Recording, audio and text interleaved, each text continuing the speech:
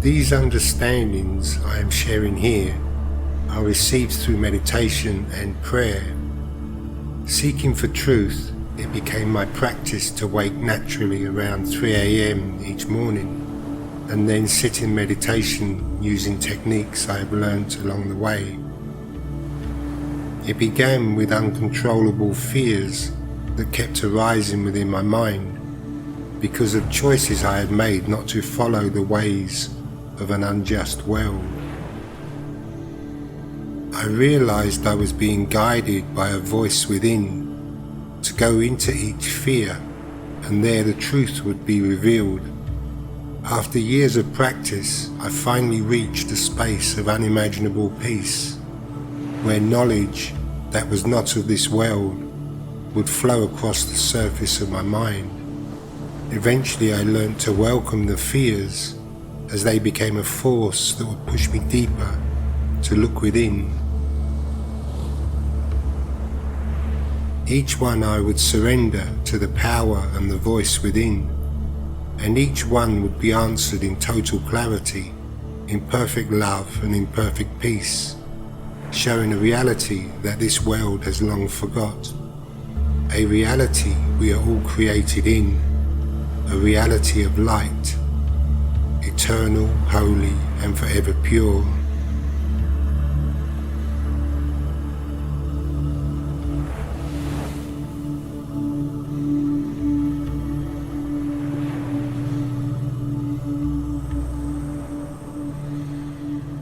Understanding the mind is a profound challenge because we have forgotten who we are, and because it is ultimately the mind of God, vast and unlimited, beyond the isolated body-mind's comprehension.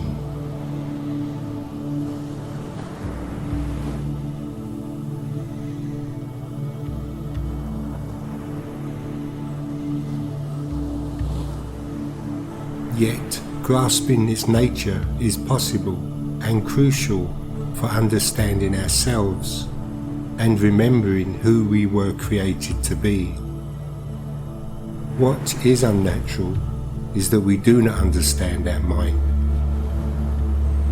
Ultimately, there is only one mind, the mind of the Creator, who brought all life and creation into existence.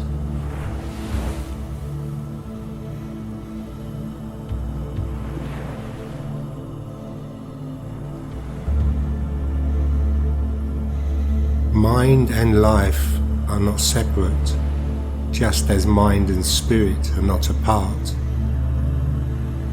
Spirit, life and mind are one. They can only be understood together.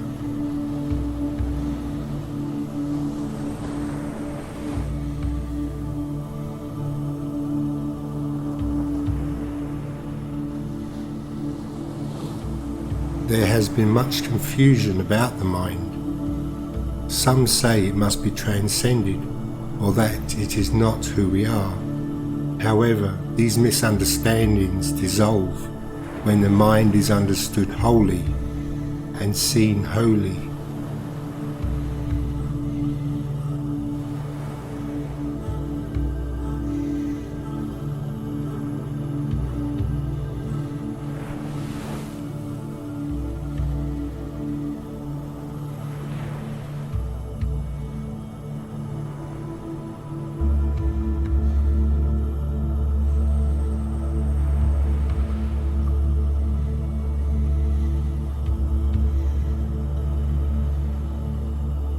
The body-mind represents our personal experience as isolated individuals, perceiving ourselves as separate beings, unconnected to the world around us, existing within the dimensions of time and space.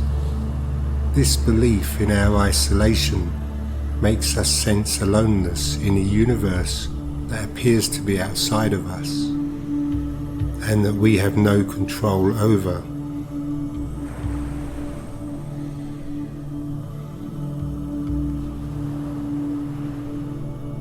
This perceived separation is the birthplace of fear, leading to defensiveness and a need to survive. It fuels our beliefs in poverty. It fuels the attacks we make on one another and the world, all because we do not see our sameness. Living in isolated bodies, we see through eyes that are not made to see reality.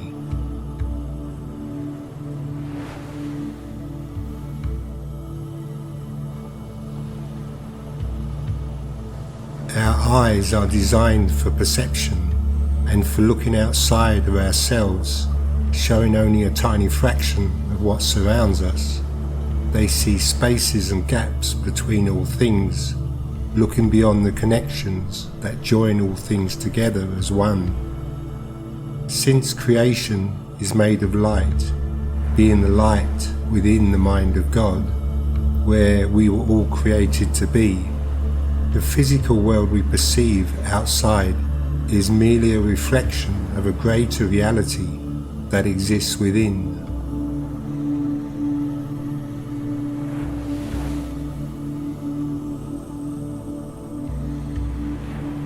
Our eyes see our judgments we have made about ourselves from the amnesia we experience when we entered into our bodies, influenced by the isolated mind's interpretations of what an isolated body believes reality is.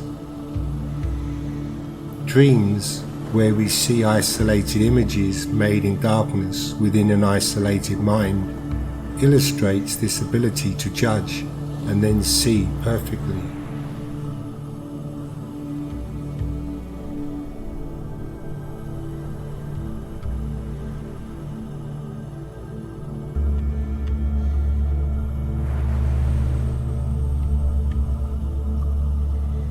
True seeing, however, happens within a unified mind, where seeing wholly is achieved because the mind sees only the light within itself.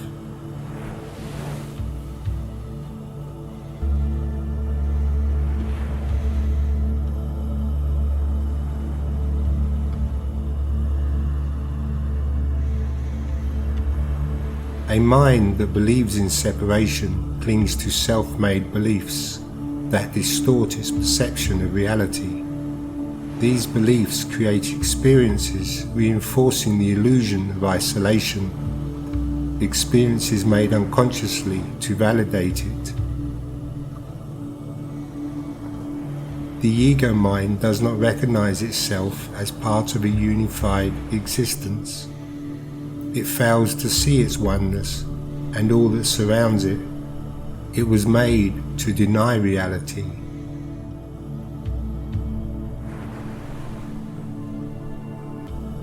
The body mind, or the ego mind, is bound by the limitations of the physical body that it believes it is. It perceives the world through these limitations, blinding itself to the truth of unity, blinding itself to seeing another through the vision of sameness and equality.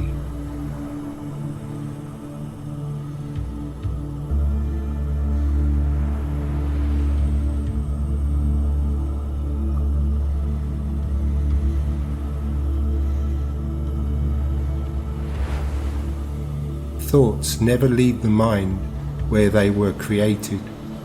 We try to project our thoughts outwards, blaming others for how we feel and what we see, in an attempt to rid ourselves of the fears that were birthed within us through the isolated mind. But these thoughts stay within us, and because we made them, we defend them.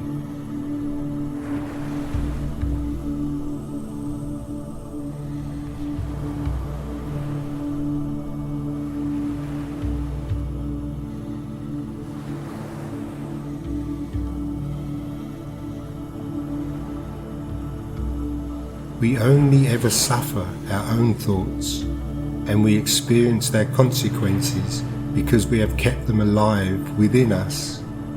By choosing to see them within another, we have attempted to disown judgments we made within.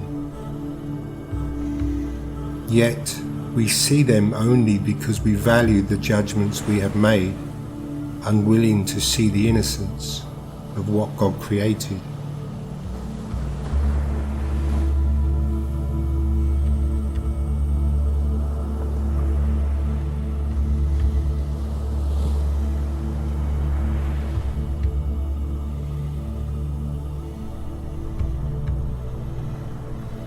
The guilt we see in another we have put there. Our justifications for hatred we have kept alive by projecting them onto another that God created innocent. We call for witnesses from the world to prove that we are right, and the world was made to respond.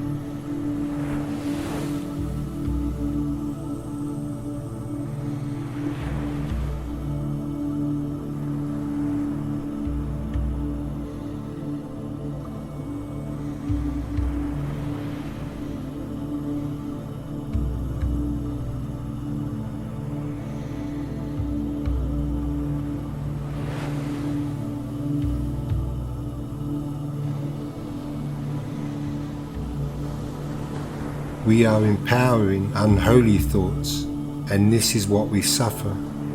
It is this that makes us sick, because it is an unwholesome way of seeing.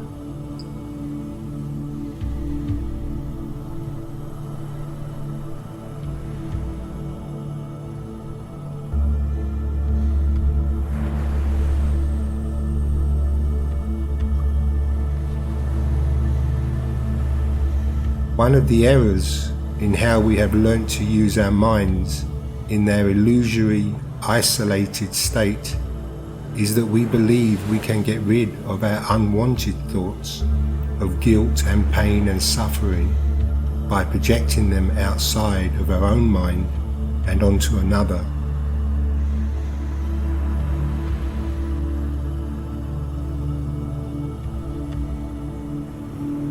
Yet, just as nothing real exists outside the mind of the Creator, and therefore the Creator's thoughts do not leave his mind, so too does the isolated mind follow the same laws of mind.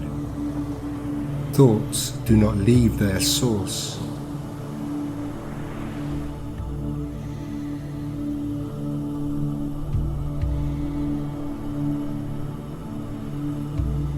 The guilt we think we see in another, we have put there. The sin we think we see, we have made first within ourselves. This is what keeps the fear and hatred alive. It is our judgments that we are valuing as true and are trying to defend. Yet we are unaware we are doing it to ourselves.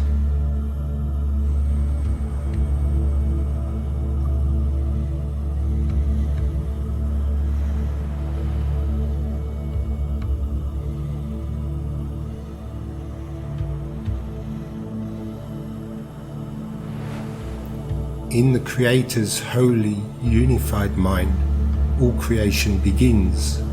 It is the power of love.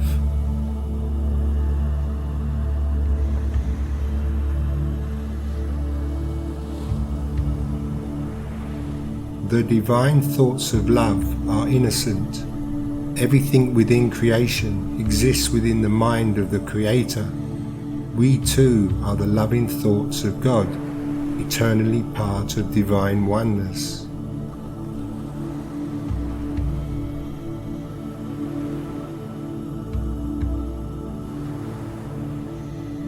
Our eternal home is within the mind of the Creator, where heaven has its meaning.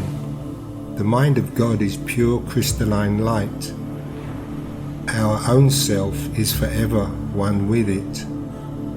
We are the holy thoughts of God, created from light, created innocent.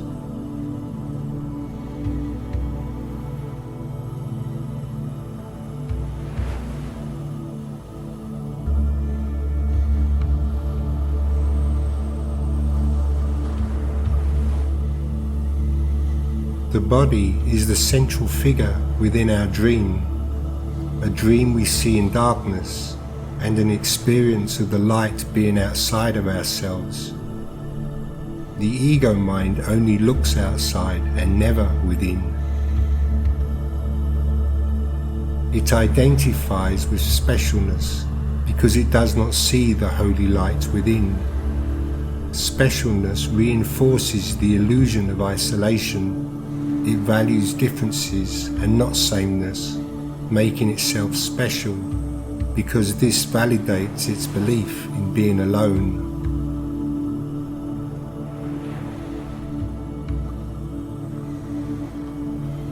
Yet these beliefs are all made within the darkness of a dream. Although our bodies are the central figure within our dream, we are non-physical beings existing beyond this physical experience. Like a dreamer existing outside of the dream, we exist as part of a greater reality, beyond the limits of the physical world. The world we perceive reflects a higher, unlimited reality, unbound by physical laws, unbound by darkness.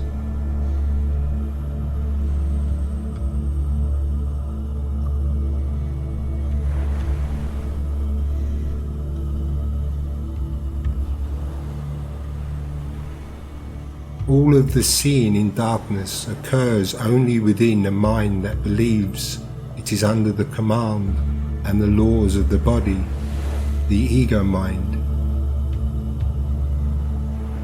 What is all-powerful, eternal and full of light has been made powerless by our will to be a body. Yet we still remain who we were created to be, the light within the holy mind of a loving Creator.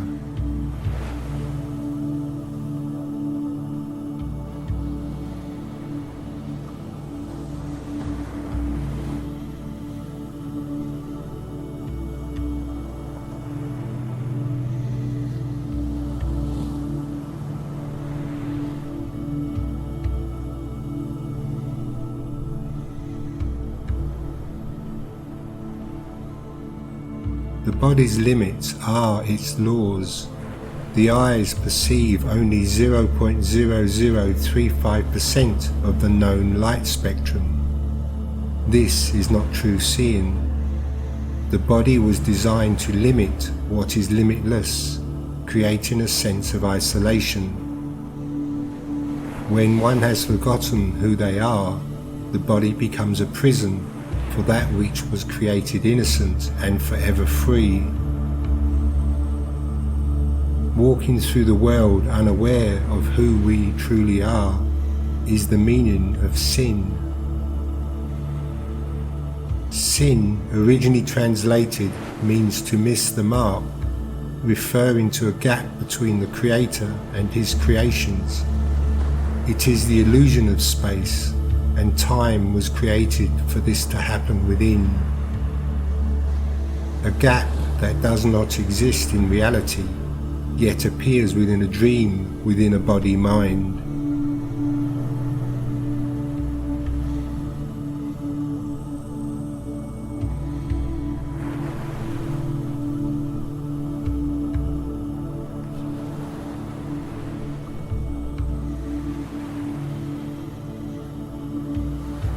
Yet there are no voids or empty spaces within the eternal mind of God.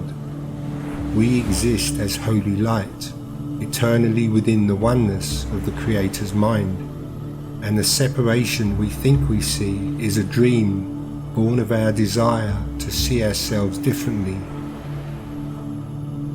The fall, described in the story of the Garden of Eden, symbolizes this descent into dreaming and into separation from wholeness, to fall asleep to reality.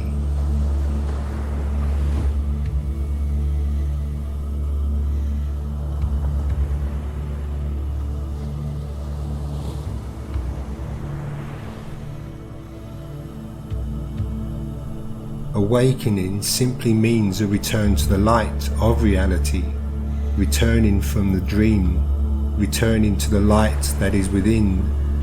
This brings about the recognition of our unity with each other, and with all creation.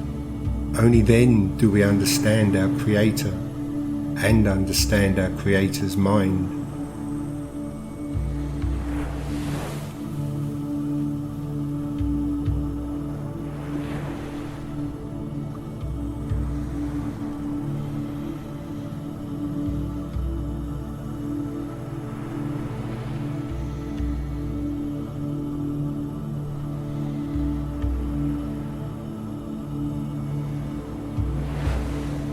We all see the same world because we share one mind, a mind that connects us all and is the power of creation within each of us. This shared essence means we also share the same fundamental thoughts. Our minds are eternally interconnected, as they always have been and always will be.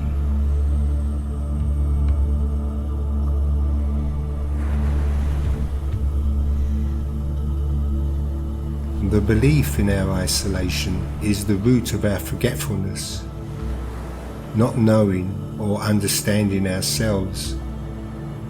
We lost knowledge when we took on the belief we are all separate, isolated bodies, yet knowledge is still there within us, but when it is not wanted, it remains unseen.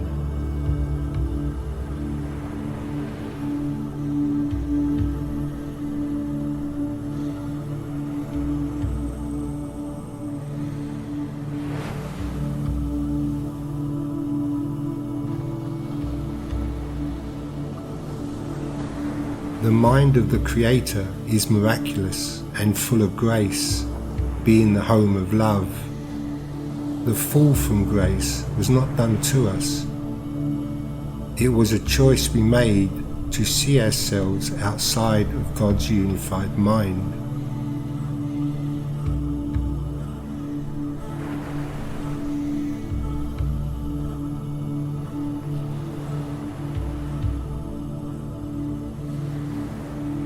It was done in innocence.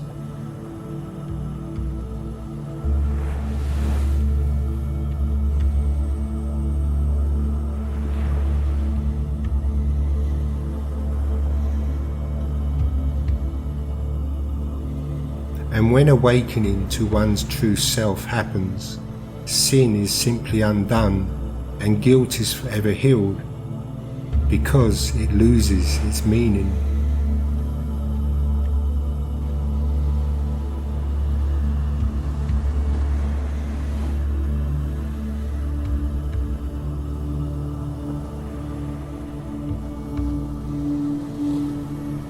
All fears stem from the illusion of sin. When we begin to understand ourselves differently, these fears will lose their meaning to us and lose their power over us.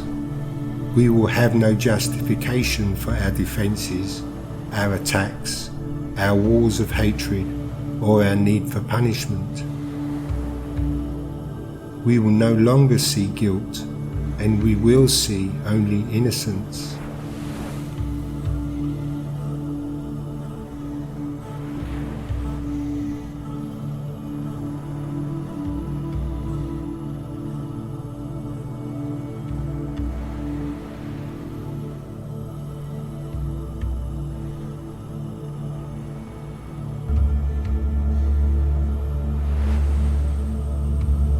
One of the aspects of the world we are making for ourselves by using our minds in isolation are the fears that appear to divide us, becoming our justifications for keeping our defenses in place, taking from others so that we can feel secure, taking from others so that we can have more, all done because we do not see who we are, all done because we do not see all that unites us.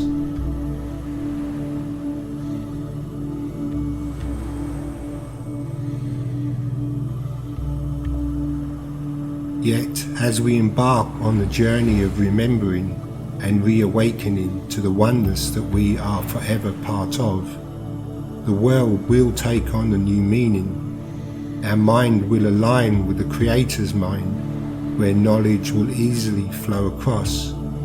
Our dreaming world will reflect this knowledge and the will of a loving Creator, where all is held in true justice, where fairness and abundance will be for all.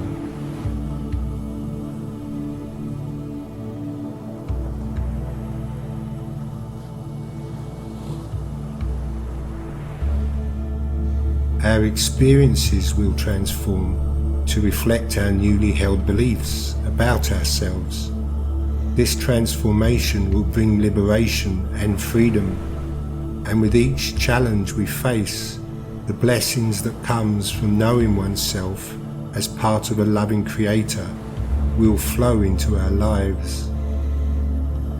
Curses will turn into blessings, and pain and suffering will be healed.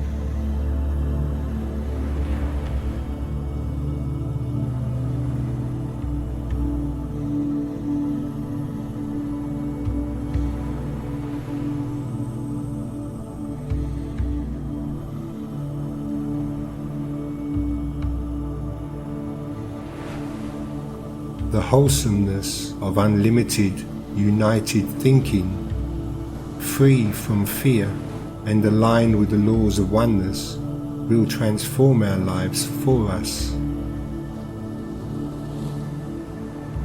There is literally nothing to do, because it will all be done for us, because what is real has already been accomplished.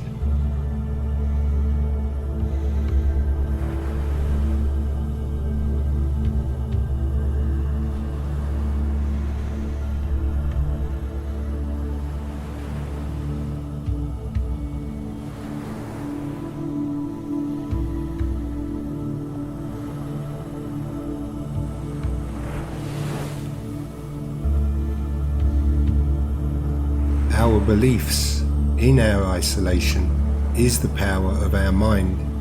It is the cause of all fear, and the body is the central figure within our dreaming mind. The world we see outside of ourselves is a reflection of our inner beliefs that we hold as true about ourselves.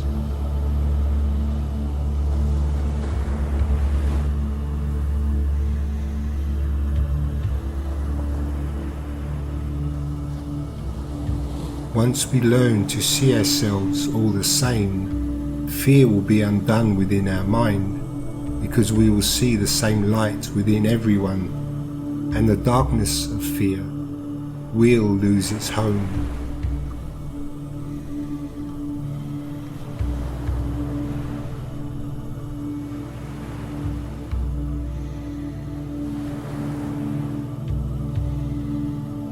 We will see that our fears were illusions we were making for ourselves, and we were doing it to ourselves without knowing how or why. Because the experience will be one of liberation and of freedom, there will be a rebirth that takes place within. The second coming and the rebirth of the Son of God, which is the light of God, is not an external event, but an inner one.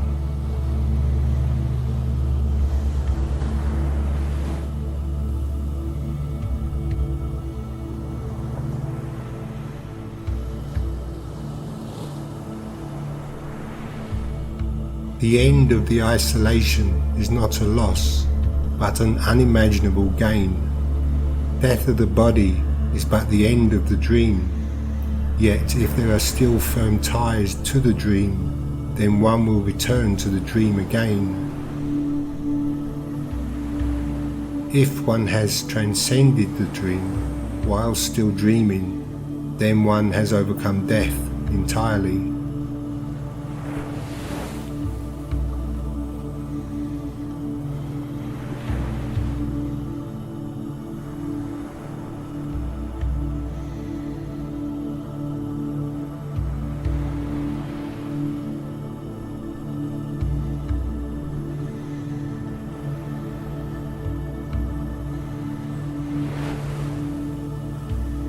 Within the dreaming mind you are a body.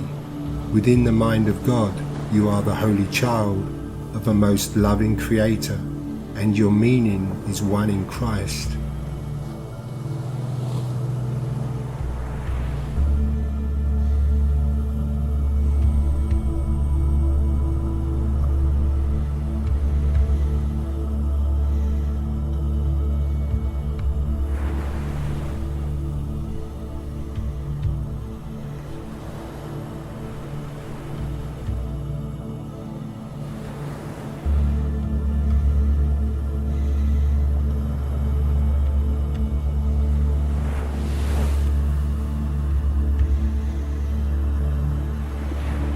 To understand oneself more fully within a dreaming world, you can find greater clarity in learning to see yourself as a thought made of light, created within the mind of the Creator, created by love, whose mind is light, holy divine light, eternal, forever shining, heaven's meaning, the home of spirit, the home of who you are.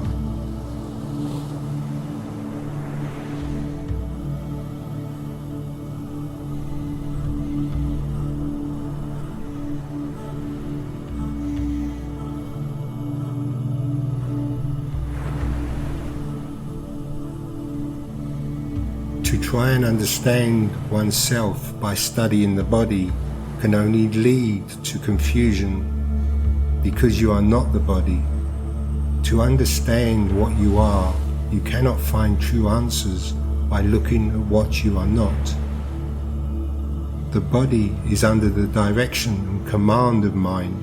It cannot do anything by itself because it is non-living, only existing in time, and time is of the mind, and so like time, the body is a product of mind.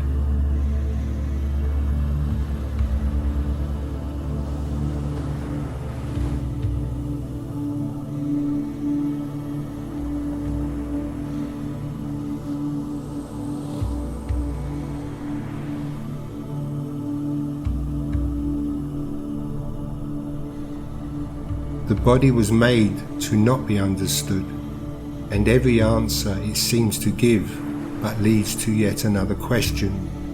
Yet the mind is where understanding can be found, because the mind is the home of knowledge. Knowledge and light are one.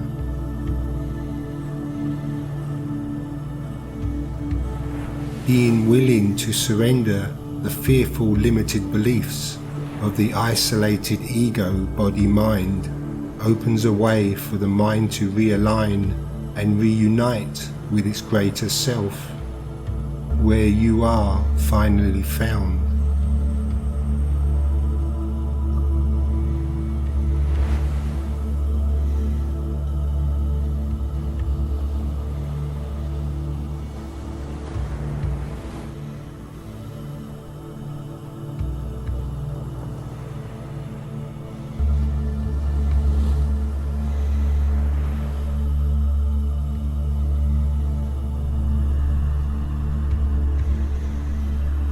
The purpose of a dreaming mind is but to create an alternative reality to the one created within the Creator's mind, where love and light are one, a reality we were all created in.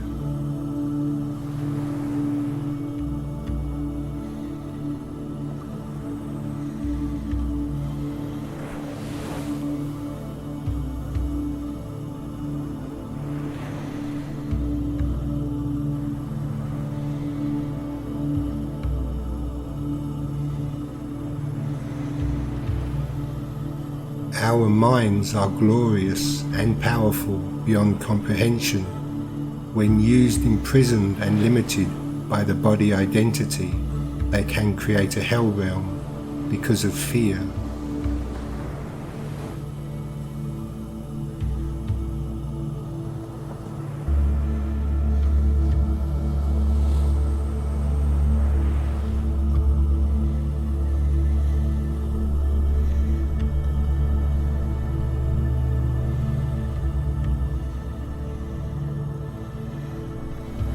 Used as messengers of light, they bring only the blessings of heaven.